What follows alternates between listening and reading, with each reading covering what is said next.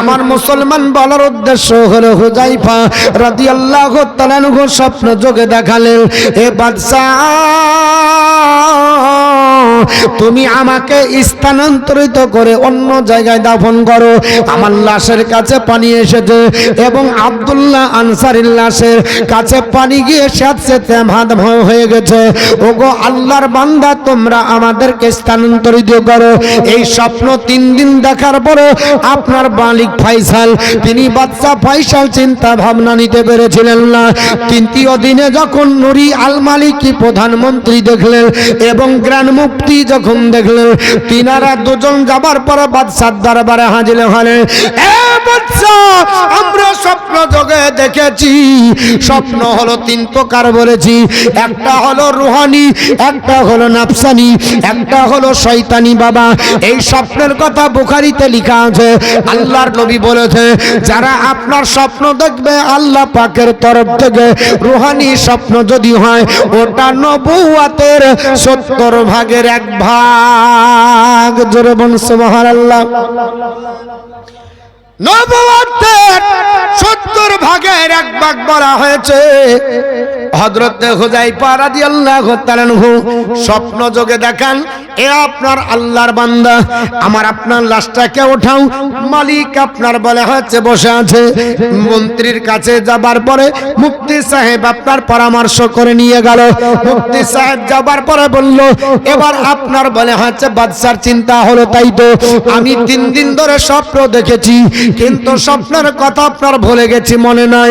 এই আপনার মন্ত্রী মহোদয়, তাড়াতাড়ি বৈঠক বসিয়ে দাও আর মুফতি সাহেব ফতোয়া দাও।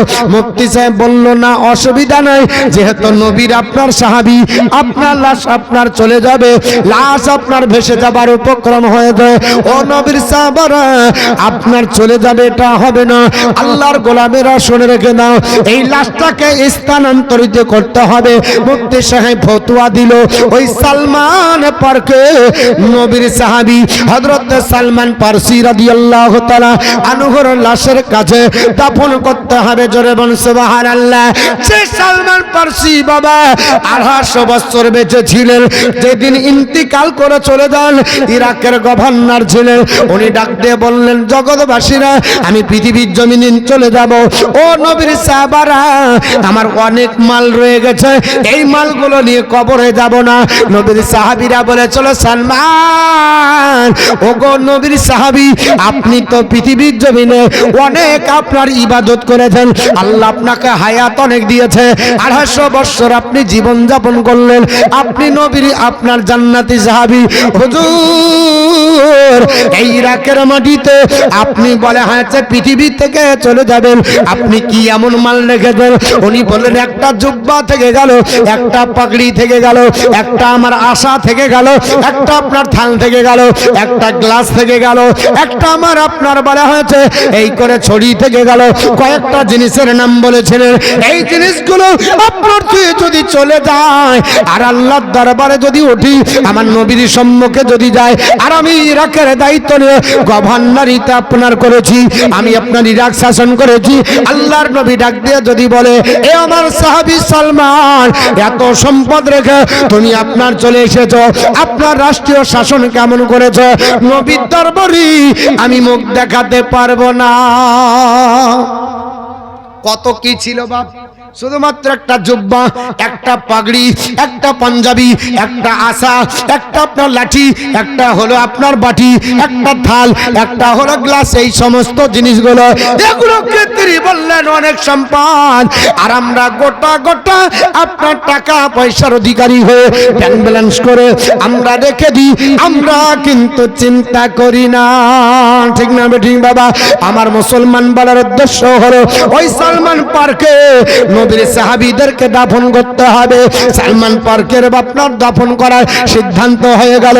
এইদিকে আপনার হজের মৌসুম, আপনার বলে হয়েছে হজের যাত্রী যারা ছিল, তারা শুনতে পাওয়ার পরে ইরাকের আপনার বলে হয়েছে বাদশাহ মালিক আল ফয়সালকে ডাক দিয়ে বলল, এ বাদশাহ ফয়সাল, আপনার কাছে চিঠি আমরা দিয়ে জানাতে চাইছি, আপনি নবীর সাহাবীদের দাফন করার আগে আমাদের কি না দেখিয়ে দাফন করবেন না?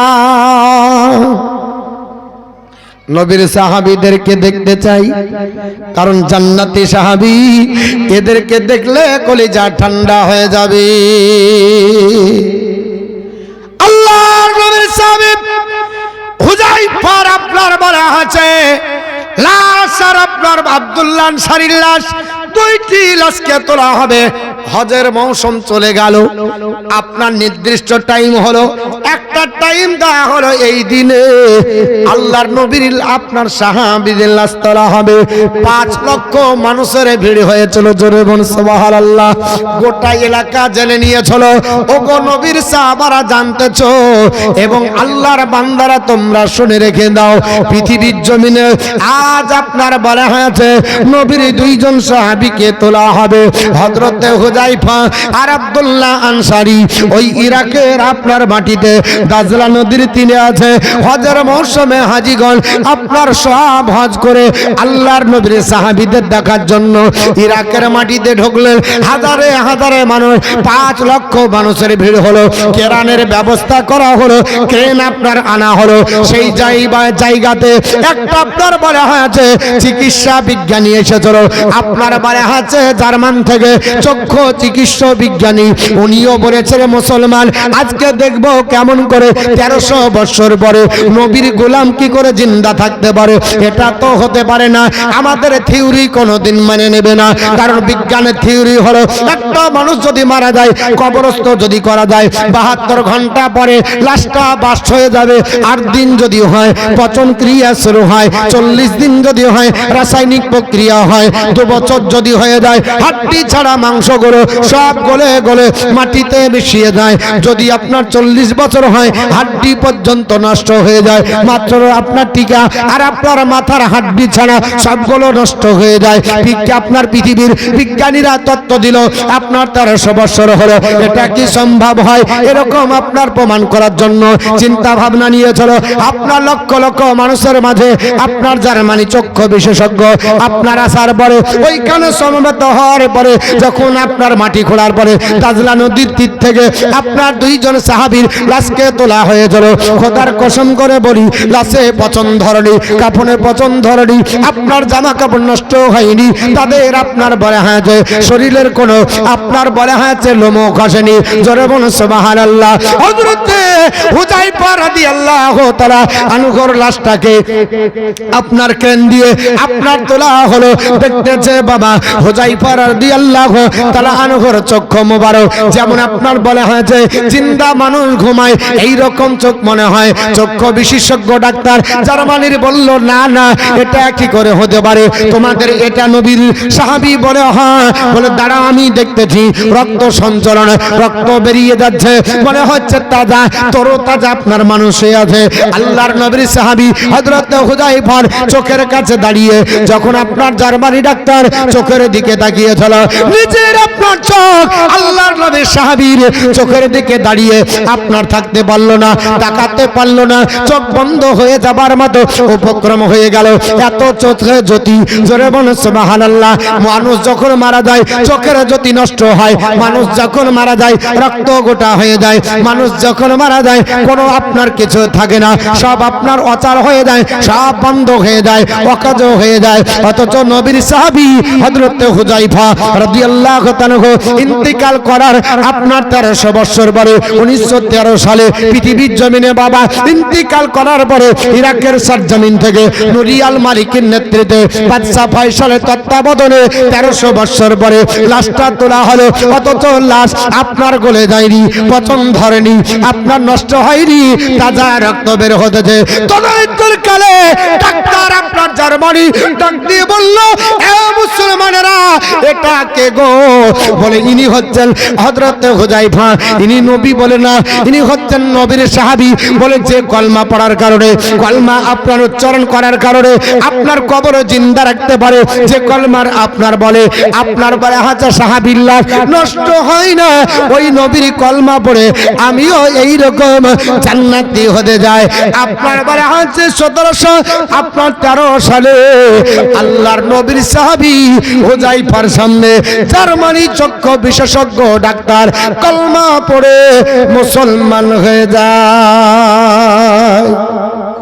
যে নবীকে মরা বলেছে, আপনার বলে হয়েছে তারাও পৃথিবীতে জানতে পারবে যে নবী তো দূরের কথা, নবীর সাহাবীরাও আপনার ইন্তিকালের পরে জিন্দা। জোরে বলুন সুবহানাল্লাহ।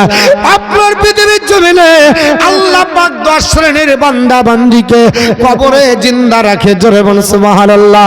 এরা নষ্ট হয়ে যাবে না, এরা গলে যাবে না। ওই নবীর উপরে আপত্তি করলে হবে বা যে নবীর আপনার ব্যাপারে বড় আপনার মনে বলল, শোনো ওই নবীর কলমা বললে আল্লাহ জান্নাতের হকদার বানাবে। শুধু তাই নয়, নবীর মহব্বত অন্তরে জারি করো। বড় মনোর ভক্তরা বলল, মনো কি করে মহব্বত করব? আপনার ঋগ্বেদ সংহিতা কাণ্ড শ্লোক নাম্বার 14 তিনি বললেন, নবীকে বেশি বেশি করে দরুদ পড়ে খুশি করো। আপনার তাহলে নবী খুশি হলে আল্লাহর জান্নাত হালাল হবে। ডাক দিয়ে বলল, কি করে পড়ব? উনি বললেন, জগৎবাসীরা উপনরন্তম শিশুক্তন বচস বর্ষ ভদ্র বচস বয়ম চনদ দিশ্বন গিরণের সম্মকদাচন। আমরা মহানবীর গান গাই শ্রুতি মধুর সুরে। হে বীর সানন্দী, আমাদের স্তুতি গান গ্রহণ করুন, যাতে করে বিপদ মুক্ত থাকতে পারি। জোরে বলুন সুবহানাল্লাহ। গরম মনের আকীদা হলো, আল্লাহর নবীর উপরে কেউ যদি আপনার দরুদ পড়ে 1 বছর আসমানি বালা নাজিল হবে না। আর মৌলবি দরুদ শুনলে বলছে টাইম পাস করছে, বলছে কি বলছে না। কিছু আপনার বক্তা বেরিয়েছে, ওরা বলছে দরুদ যারা পড়ে এরা আরাম নেবার জন্য বলে, এরা টাইম পাস করার জন্য বলে। আমরা টাইম পাস করার জন্য দরুদ পড়ি না গো। আমার নবী বলেছে দরুদ দিয়ে মজলিসকে সাজাও। জোরে বলুন সুবহানাল্লাহ।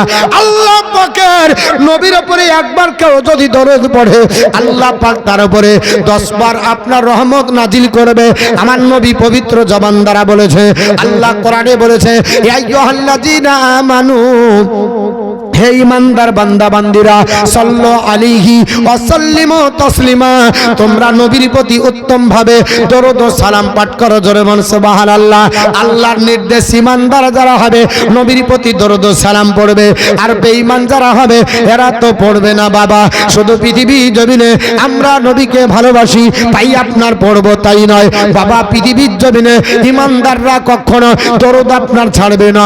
আর যাদের ঈমান নাই, যারা নবীকে ভালোবাসে না, নবীর মহব্বত করে না, এরা দরুদের প্রতি আকৃষ্ট নয়। দরুদ পড়লে বলবে টাইম পাস করে। আমার মুসলমান, ওই নবীর মহব্বতে আমরা এসেছি। নবীর ঘর আপনার মাদ্রাসা বাবা, ওই মাদ্রাসার জালসার জন্য আপনাদের কাছে হাত পেতেছি যে নবীর ব্যাপারে আপনার গরম মন বলল, জগৎবাসীরা শুনে রেখে দাও, ওই নবী পৃথিবীতে শ্রেষ্ঠ হবে। যার কলমা পড়লে জান্নাতি হবে, যার উপর দরুদ পড়লে নবী রাজি হয়ে যাবে। গরু আপনার বেদব্যাসকে আর মনুকে জিজ্ঞেস করা হলো, ভক্তরা জিজ্ঞেস করেছিল ওই নবী কোন নবী যার আপনার প্রতি দরুদ পড়লে আপনার নবী খুশি হয়ে যাবে, ওই নবীর পরিচয় দাও। উনি বললেন, শুনে রেখে দাও, ওই নবী হবে আরবের বুকে শ্রেষ্ঠ পয়গম্বর। ওই নবী আপনার মক্কা মুআজ্জামার ধরতিতে আসবে। কোন পরিবারে আসবে, বাপের নাম কি হবে, মায়ের নাম কি হবে, বংশের নাম কি হবে, কেমন পরিবেশ হবে, গোটা টোটাল ফিগারটা ভবিষ্যৎ পুরাণে আপনার বলা হয়েছে। জোরে বলুন সুবহানাল্লাহ। আপনার গুরু মনো ডাক দিয়ে বলছে, বেদব্যাসের আপনার থিওরি দিয়ে বেদব্যাসকে সামনে রাখা হলো। ঐতিহাসিক কুদরতুল্লাহ বলে আপনার জিজ্ঞেস করা হলো, উনি বললেন, শুনে রেখে দাও, ওই নবী যিনি হবে গো, ওই নবীর নাম দুটো বলেছে বাপ। একটার নাম হলো মামুহ। মামুহ মানে যিনি আল্লাহর প্রশংসাকারী বান্দা, এটা নবীর সঙ্গে মিলে যায়। নবীর একটা নাম আসমানি আহম্মদ। আহম্মদ মানে আল্লাহর প্রশংসাকারী বান্দা। আর আপনার নাম হবে নরশংস। নরশংস মানে আপনার চরম প্রশংসিত। নবীর আর একটা নাম হলো মোহাম্মদ, জমিনে নাম, তার মানে হলো চরম প্রশংসিত। নবীর আব্বাজারের নাম কি হবে? উনি বললেন বিষ্ণু যশা হবে। বিষ্ণু হলো আল্লাহর গুণবাচক নাম, যশা মানে বান্দা। বিষ্ণু যশার বাংলা মিনিং আল্লাহর বান্দা। নবীজির আব্বাজারের নাম হলো আব্দুল্লাহ। আব মানে হচ্ছে বান্দা, আল্লাহ হলো জাতিবাচক নাম। আব্দুল্লাহ শব্দের বাংলা মিনিং আল্লাহর বান্দা। পৃথিবীতে জিজ্ঞেস করা হলো ওই নবীর মায়ের নাম কি হবে? বলে নবীর মায়ের নাম হবে সুমিতাং। সুমিতাং শব্দের বাংলা মিনিং সুশীলা, সত্যভাষী, সত্যপ্রিয়, সুমতি। জোরে বলুন সুবহানাল্লাহ। নবীর মায়ের নাম আমিনা রাদিয়াল্লাহু তাআলা আনহা। আমিনা মানে হলো সুশীলা, সত্যভাষী, সত্যপ্রিয়, সুমতি। জোরে বলুন সুবহানাল্লাহ। আপনার মিলে গেল। বলা হলো তাহলে প্রমাণ দাও। উনি বললেন, শোনো, আপনার বলা হচ্ছে ভবিষ্যৎ পুরাণ কোরআন এবং আপনার বলা হয়েছে ঋগ্বেদের মধ্যে আছে শ্লোক নাম্বার 6 বাবা আপনার ডাক দিয়ে বলল সম্ভলে বিষ্ণু যশ গৃহে পাদর্ভাবাম সুমিতাং মাতরি কন্যা অন্তন্নি দশত সম্ভুল নগরে বিষ্ণু যশা নাম ব্রাহ্মণের উদার থেকে সুমতি নামনির কন্যার গর্ভে শ্রেষ্ঠ নবীর জন্ম হবে। জোরে বলা যাবে আল্লাহর নবীর আপনার হাদিস বলছিল আমার নবী বলেন শুনে রেখে দাও আল্লাহর রাস্তায় যারা শহীদ হতে পারবে না তারা যদি দিলের মধ্যে সাচ্চা তামান্না করে বিছানায় যদিও মৃত্যু হয় আমার আল্লাহ শাহাদাতের মর্যাদা দিবে। জোরে বলি সুবহানাল্লাহ। নবী বলেছে আল্লাহর বান্দা বান্দিরা হযরত সাহাল বিন হুনাইফ রাদিয়াল্লাহু তাআলা আনহু তিনি বর্ণনা করে ও নবীর সাহাবারা শুনে রেখে দাও মান সাআলাল্লাহ শাহাদাতা বিশিদকিহি আল্লাহর কোন বান্দা যদি আপনার দিলের ভিতরে সাচ্চা দিলে যদি শাহাদাত তামান্না করে আল্লাহর বান্দা আপনার তামান্না করলো আল্লাহ যেন আমাকে ইন্তিকাল করাও যদি তো আমার শহীদি যেন মৃত্যু হয় শাহাদাতের উপরে যেন আমি আপনার পৃথিবীর জমিন থেকে বিদায় নিই। আল্লাহর নবী বলছে মুসলিম শরীফের হাদিস আপনার প্রথম খণ্ড আপনার দ্বিতীয় খণ্ড পৃষ্ঠা নাম্বার 141 আল্লাহর নবীর হযরত সাহাবী সাহাল বিন হুনাইফ তিনি বর্ণনা করে আল্লাহর কোন বান্দা বান্দি শাহাদাতের তামান্না করে মারা গেল কিন্তু মুসলমান এই তামান্না করলো কিন্তু আপনার বলা হয়েছে মারা গেল স্বাভাবিকভাবে আমার নবী বলছে বাল্লাগাল্লাহু মানাজিলা সুহাদাই যদি আপনার স্বাভাবিক আপনার মৃত্যু হয় আল্লাহ তাকে জান্নাতে আপনার পৌঁছে দেবে মাতা আলা ফারাশিহি ওয়া ইন মাতা আলা ফারাশিহি যদিও তার বিছানায় আপনার ইন্তিকাল হয় আপনি বললেন আল্লাহ আমাকে শাহাদাতের মৃত্যু দাও আমাকে শহীদি মরণ দাও কিন্তু মৃত্যু স্বাভাবিক হলো বিছানার মধ্যে হয়ে গেল তবুও নবী বলছেন না না ওলা শাহাদাতের মর্যাদা আমার আল্লাহ তাকে দান করবে শহীদি মর্যাদা দিবে শহীদের গুনাহ সব মাফ হয়ে যায় একটা আপনার বাকিতে হযরত আপনার বলা হয়েছে বিশ্ব নবী ডাক দিয়ে বলে আপনার মহান আল্লাহ পাকের নবী ডাক দিয়ে বলে সাহাবারা আপনার কলাল কতল ফি সাবিলিল্লাহি আল্লাহ রাস্তায় যারা শহীদ হয়ে যায় আল্লাহ রাস্তায় যারা কতল হয়ে যায় আপনার ইউকাফিরু আলা কুল ইউকাফিরু কুল্লা শাইইন ইল্লাদ্দিন শুধুমাত্র ঋণ ব্যতীত সব গুনাহ মাফ হয়ে যায়। কারো যদি ঋণ করে যান ওটা মাফ হবে না কেন একটা হুকুকুল্লাহর একটা হুকুকুল ইবাদ এটা ঋণ করে গেলেন মানে বান্দার হক আপনি আদায় করে গেলেন না আর আমরা আপনার গর্ব করে বলি যা পারিস করলে টাকা দিব না নাকি বলেন কত আপনি করেছেন কত আপনি নেকি করেছেন আপনার এই ঋণের কারণে কিয়ামতের দিন ঝুলতে থাকবেন 1 টাকা মেরে গেলে হবে না আর অনেক বলে যা পারিস তা করলে নবী বলছে একটা শহীদ এত মর্যাদা অথচ যদি ঋণ করে তাহলে শহীদ ঋণ ব্যতীত সব গুনাহ মাফ করা হবে কিন্তু ঋণের গুনাহ মাফ হবে না। আমার মুসলমান বলার উদ্দেশ্য হলো আমি বলছিলাম হযরত হুযায়ফার কথা বলবো